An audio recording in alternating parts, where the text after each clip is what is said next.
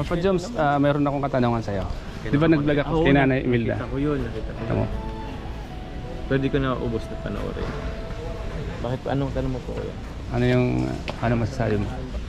Masipag ka positive ba? daw, mabait. Ano naman, wow! Yung sipag ko naman is ano, sakto lang din. Tamang tulong lang sa kanya. Lalo kung yung mga ano, yung mga hindi niya abot o mga matataas.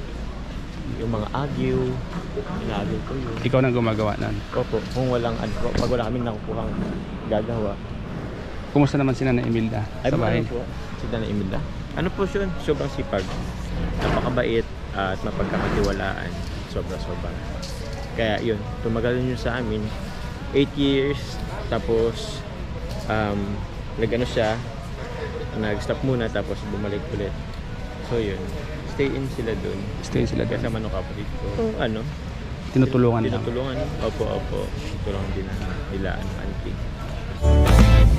Hindi ko masyadong napanood kuya pero thank you Tita Milda. Kasi buti nga naman wala kang sabing masama sa akin. Hindi naman, di ko alam. Pero yun lang din naman. Yun yung halos lahat naman na sinabi niya is ito din naman. Mau yung ano ko, tawag nila sa akin doon. Kilala ako nila sa Mau. Tapos yun. Tapos yun lang naman.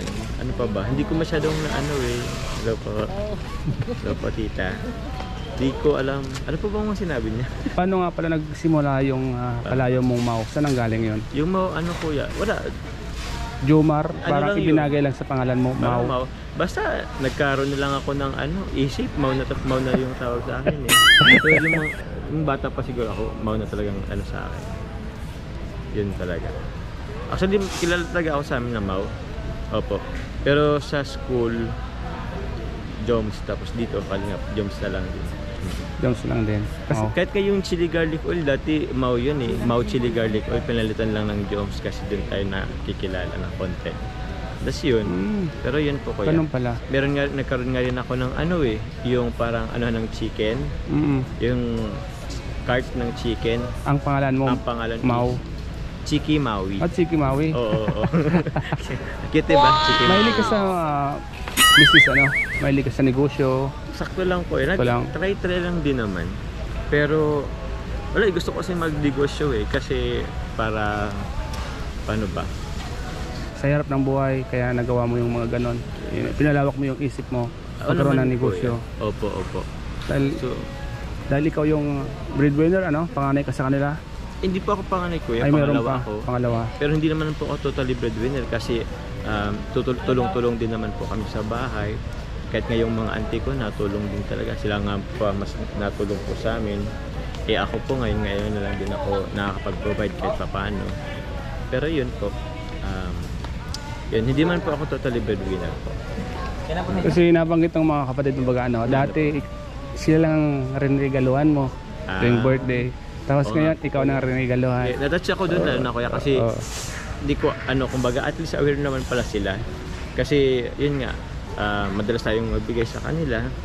Tapos parang masaya sila na ako naman binibigyan ngayon. Ako nakatanggap rin ako ng mga regalo. Kaya yun. Actually nga, ang mga ito nga kuya, halos lahat ng itong lahat ng suot ko ngayon is sponsor lang din naman. Hindi ako kasi ako hindi ako hindi ka mahilig bumili para sa sarili ko, parang gano'n. Kung may pera ka, tinatabi mo lang, parang may pinaglalaanan ka. May pinaglalaanan kasi mga in case of emergency. Yung bless ko naman yun is hindi naman laging nasa taas or hindi naman tayo although blessings naman tayo palagi, pero yung tipong syempre hindi naman lagi nasa taas. So, lagi mong iniisip yung family mo kung may mga in case of emergency mayroon kang bubunutin Opo, naman kuya. Mas sila yung inuuna mo kaysa sa'yo Oo naman po kuya. Though hindi ko naman pinapabayaan naman yung sarili ko kasi kailangan ko din naman kahit paano. Tama. Pero yun, parang nasabi ko nga dati mas ako sa kanila eh. Tipid ako sa sarili ko, mas ako sa kanila. Mas sila yung iniisip mo kaysa sa sarili mo Opo. Pero hindi mo pala alam mo yung kapatid mo, kumbaga yung lahat ng binibigay mo sa kanila nakatatak pala sa isip nila na-appreciate nila Na-appreciate nakakatuwa na-appreciate nila yung mga konting effort ko, parang gano'n. Kaya yun, thank you sa inyo. Eh, Tita Milda naman may mga binanggit siyang yun, sabi niya sa akin, tuwing uwi ka doon, yun, wala kang pili kung anong mayroon doon, yun lang kinakain mo. Tapos opo. tuwing tulog siya na may gagawin, hindi mo na siya ginigising, ikaw na mismo ang gumagawa. Opo naman. Kasi syempre, oras ng pahinga, syempre respeto din naman. Do kung may mga kailangan talagang na kailangan siya lang nakalang, minsan ginigising ko rin din kasi kung kailangan po talaga. Pero kung hindi naman totally kailangan, kung pwede naman ipagpabukas, hindi ko na po siya ginigising. Yun lang din naman po. Totoo ako sa kanya eh. Bakit Kasi po kaya? nung huli sinabi niya pa, lahat ng sinabi ko po yan ay totoo yan. Hindi porket may camera, magsasabi ako ng ganyan. Ay, nabanggit Oo, niya. nabanggit niya yung Hindi ko ganyan. na rin kasi hindi ko natapos eh. Pero hanggang kalahati ko yata yun. Kasi may ginawa na ako. akala kasi ni Tita Imelda, sinusubukan ko siya kung gano'n. Oo. Pero, Nakita ka niya ba may camera? oo, nakita niya. Pero, yung mga sinabi niya talagang based naman siya mga nangyari. Ay, Kaya thank you okay naman siya. Thank you naman Tita Milda. Buti nga wala ka nasabing masama sa akin. Hindi naman po. Lahat ng mga viewers ay okay naman yung comment doon. Comment. Ano yung masasabi mo sa mga viewers na talagang umaanga sa iyo? Ay, thank you po. Salamat po. Ay, yun naman po talaga. Ako lang din naman po yun. Oo. Wala naman kung ano po yun. Pero thank you po at tawag niyan. Bigay niyo po kayo ng positibong feedback sa akin. Yung medyo pinupuri niyo ako. Pero hindi naman. Pero hindi po ako perfecto ha. Baka po isipin. Actually, yung pag-interview kay Tita Milda, bigla lang naman yun. Biglaan. Oh, Oo, hindi- nakita ko, naghugas yata Oo, siya eh. nag-ugas. Kung baga, naisipan ko lang na, kausapin ko si Tita Milda. So, yun yung pag-usapan namin. Siya nga po So, kuya. baka isipin ng mga viewers kung plano ko. Hindi po, biglaan lang po yun. Biglaan lang din. Talagang Biglaan. normal at yung mga usapan namin talagang sa mga, yung mga totoong nangyari. Opo kuya.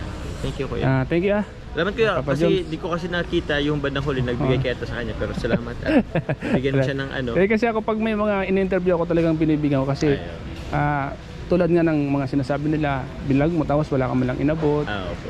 Ako naman, lahat ng inaabutan ko, konti man yan, malaki man yan, basta galing sa puso. Ayun naman kuya. Appreciated na yan. Positive na yan. Kung anong kaya ko, malaki o maliit, Mm. ano na yan, malaking tulong na yan sa mga taong nakaka-receive niyan. Kung mag-isip man sila ng hindi maganda dahil malit yung binigay ko, ay nasa kanila na yun, Kanila mga yun. viewers.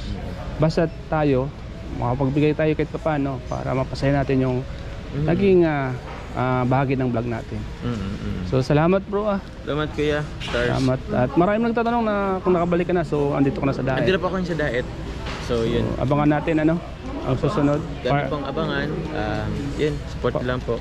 Kalingap team Kalingap. Full star lang. Thank you po, thank you. Medyo baka malimutan nyo. Salamat po mga kalingap. Nasaan sila? Ewan dito kaya. Hanapin natin. Mga kalingap, andito po kami ngayon sa City Hardware para mamili ng mga gamit. Mga gamit po sa pabahay ni Kalingap Prab. So ayan mga kalingap.